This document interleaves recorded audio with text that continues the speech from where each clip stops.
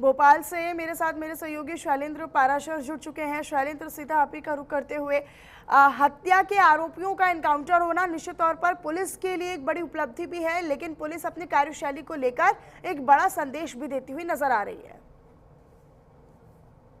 जी बिल्कुल मनीषा, बताना चाहूंगा जिस तरह से कैमूर का ये मामला विधायक संजय पाठक के क्षेत्र विधानसभा का है, जिसको लेकर बजरंग दल के नेता की जो हत्या हुई है, इस मामले में पूरी भीड़ उग्र है। और दोनों ही विधानसभा क्षेत्र विजय राघवगढ़, जहां पर पीएम अस्पताल में ले जाया गया था नीलेश रजक को, दोनों ही क्षेत्र में यहाँ पर पुलिस बल तैनात है। और जिसको लेकर भीड़ को उग्र देखते हुए स्थानीय विधायक संजय पाठक द्वारा मामले को की स्थिति संभाल ली गई और स्थानीय एसपी द्वारा जो संबंधित थाने के प्रभारी है उनको निलंबित कर दिया और बीट प्रभारी क्षेत्र के आरक्षक को भी निलंबित कर दिया।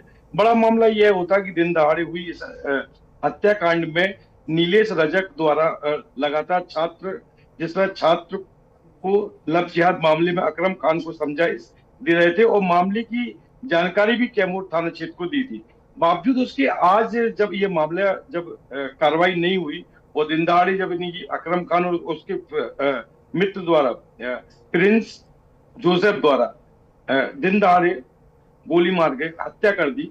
और इसमें प्रिंस जो आरोपी है उसके परिजन, उनके पिता ने खुदकुशी भी कर ली है। और इस पूरे मामले पर अगर देखा जाए तो अभी पूरे क्षेत्र में तनाव की स्थिति बनी हुई है। तो अब बड़ा सवाल यही उठता है कि आखिर सुरक्षा में कहाँ चूक हुई है पुलिस द्वारा। हालांकि थाना प्रभारी और जिम्मेदारों को यहाँ निलंबित कर दिया गया है, लेकिन लव जिहाद से जुड़े इस पूरे मामले में जिस तरह से छात्रा को समझाने के लिए हिंदू संगठन, बजरंग दल और तमाम ऐसे संगठन है जो काम करते हैं, तो उनकी सुरक्षा पर कहाँ कुछ यहाँ पर कमी आई। तो लेकिन लव मनीषा, जिहाद यहाँ को बड़ा सवाल लेकर यही है। सरकार भी बेहद संवेदनशील और बेहद गंभीर नजर आती है, और यही वजह है कि ना आप देखा ना ताप देखा, लेकिन सबसे पहले पुलिस ने ये एक्शन लिया है।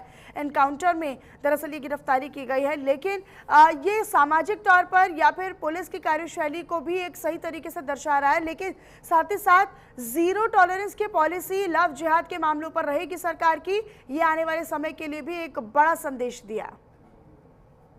बिल्कुल मनीषा, साफ तौर पर जीरो टॉलरेंस के तहत जब हत्या आरोपी को पकड़ने पुलिस गई तो मौके पे आरोपियों द्वारा लगातार 4 राउंड फायरिंग पुलिस पर भी की गई। तो ऐसे में अपराधियों के हौसले बुलंद है। हालांकि दर्द बोचा गया, घायल हैं। पुलिस द्वारा भी जवाबी कार्रवाई जब की गई तो पैर पे गोली लगी अकरम खान को और साथ में अब गिरफ्तार कर लिए गए।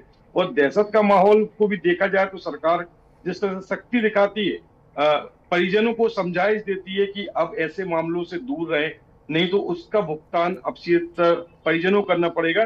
उसकी दहशत भी प्रिंस जोसेफ के पिता द्वारा आत्महत्या तुरंत घटना 11 बजे घटती है और 1 बजे जैसे प्रिंस जोसेफ के पिता को पता चलता है तो वो खुद भी आत्महत्या सुसाइड कर लेते हैं।